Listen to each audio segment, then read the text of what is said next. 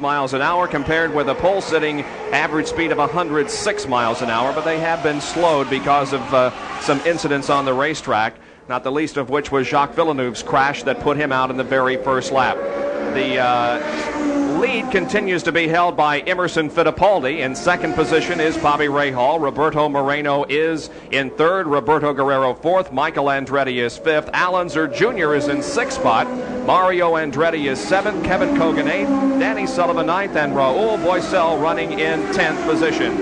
And for the second time in as many laps, Rick Mears comes into the pits. This is a much briefer stop. Perhaps he felt like that there wasn't a tire on properly or tightened properly because the stop was only for them to tighten one of the wheels, and he is back out there. But this is certainly going to drop Rick Mears from a contention point in this race. You're looking right there at Kevin Kogan in the car painted like Emerson Fittipaldi's car. It's the backup Patrick car for this weekend, fighting with Mario Andretti. They've been testing each other for 7th position the last few laps. And we have also had a change in 4th and 5th as Michael Andretti has moved up to 4th, and back to 5th position is Roberto Guerrero. Once again, let's go to the pits. Here's Jack. A characteristic, or actually uncharacteristic, miscue by the Penske crew has cost Rick Mears another additional unscheduled stop. This is the center lug nut that goes on the right rear tire. They came in and changed a blistered tire, had to come back in because the crewman failed to tighten this sufficiently for racing speeds. Therefore, he had to come back in. They did a quick job with it and sent him back out. So as speculated, that was the problem. Mears back out on the race course and up to speed. Meanwhile, we check in with the leaders once again. There's first and second in the interval between the two, still only just a few car lengths, as Bobby Rahal dogs Emerson Fittipaldi. That's the way they've been running since the drop of the green flag. We've completed 13 laps. Moreno has dropped out of the picture. We hope it's at least only temporary. As they were approaching slower traffic, Roberto had an opportunity to move up, and the young Brazilian took the advantage to do so, but now he's dropped out of the picture, and it's once again a two-car race. Emerson Fittipaldi and Bobby Rahal. Just a note about Emerson Fittipaldi. In racing parlance, he really needs a win. He's been so close. He's so deserving of it.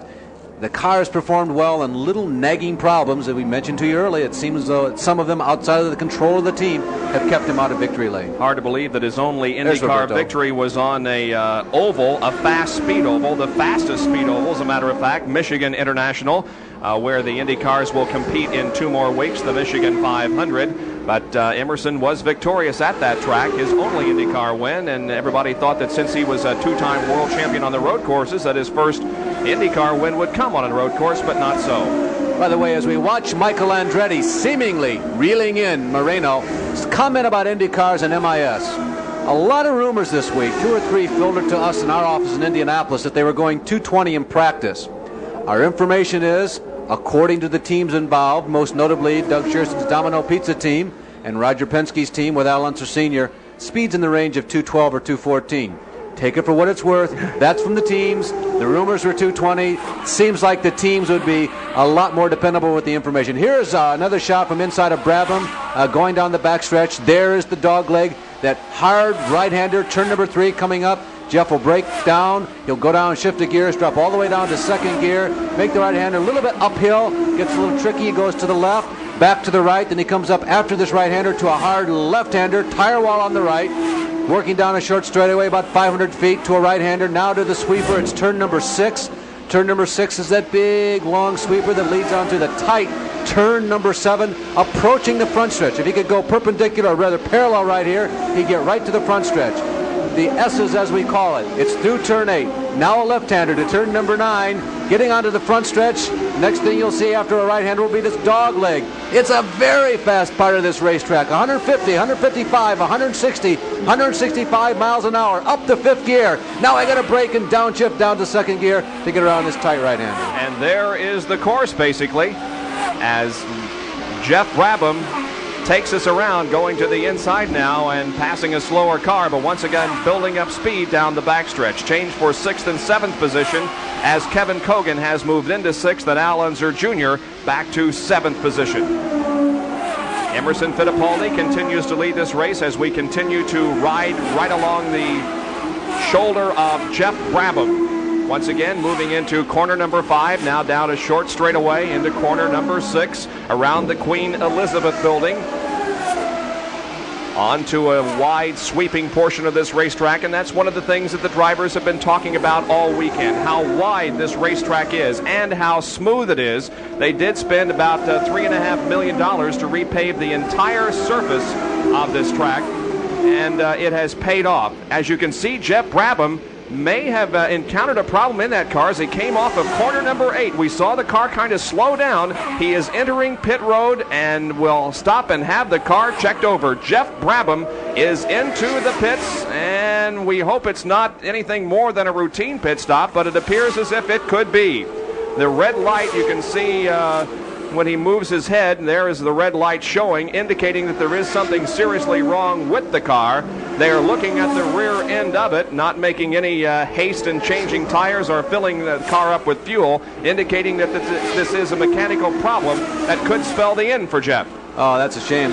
Not only for Jeff, but also for all of our viewers. The in-car camera was working just superbly, and you got just some ideal point of view angles as what the driver sees. You can see how quickly things happen from the cockpit. He was going around this race course, and when you watch it from the camera angles above the racetrack, it doesn't look like they're going quite that quickly. But you could see as you followed Jeff around how fast things had to happen and how busy the race driver was, and you could only see just the tip of the iceberg. You couldn't see all of his feet working. Well, this is a Honda-powered car, and it has not been all that successful, but not because of engine problems. Many problems have plagued the team. Let's go to Jack Arute. You can see the bonnet is being taken off the Valvoline Spirit of Jeff Brabham, the Honda-powered car. They aren't certain what the problem is. The engine just died. To quote Rick Gallis, the car owner, they're going to take a look at it, try and do a little troubleshooting, some R&D on pit road. As soon as we get more, we'll bring it back to you. Well, Jeff Brabham was running so strong at Cleveland in the top 5 for about 3/4 of the race before he dropped out. He dropped out of the Cleveland race because of a gearbox problem. This, however, appears to be possibly something engine-related. As Jack indicated, he will stand by and give us further reports on what the problem might be. You can see the separation once again between first and second as Emerson Fittipaldi has now begun to open up a little bit of an advantage over Bobby Rahal. Rahal still running in second spot. Still running third is Roberto Moreno, and in fourth place is Michael Andretti. 40-gallon fuel cells. 1.8 is the formula on miles per gallon. It figures out to be about 40 laps on a 1.8 mile course would be the approximate range. We anticipate 2 pit stops, a 103 lap race, so about 40 laps and about 80 laps probably is what you'll see. If a car has to stop prior to 18 laps in this race and Brabham stopped just about at that mark, you probably figure you got to stop 2 more times. It's going to require 3 stops. So we are now past the point. We are now on the 19th, working on the 20th lap. We are past the point where probably you could stop and get this race in with just 1 more pit stop. One other point, if you stop on lap 58 or later, you can go the distance from there. But we are now past the first line of demarcation. First pit stops coming up at almost any time, but we anticipate them lap 35 or 40. Change of 8th and 9th position. In 8th now is Danny Sullivan. Back to 9th is Mario Andretti. Once again to Jack Arute with more on the Brabham problem. The troubleshooting has been completed. The diagnosis, a broken shifting linkage. Right back by the engine. That's why the engine came in without power. Jeff Brabham had to terminate the engine to bring it back in. It's doubtful whether they're going to be able to repair it. The problem, they don't have a compatible linkage for use with the Honda engine.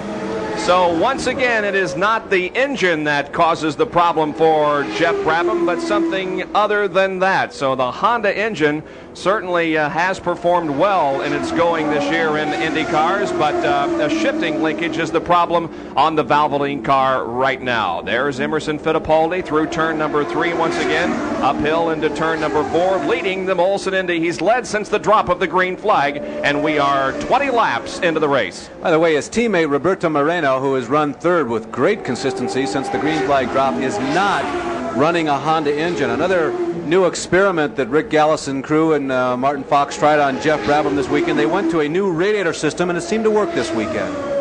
We are live at Exhibition Place in Toronto, Ontario, Canada for the Molson Indy. We are back in Toronto for the Molson IndyCar race, and the lead continues.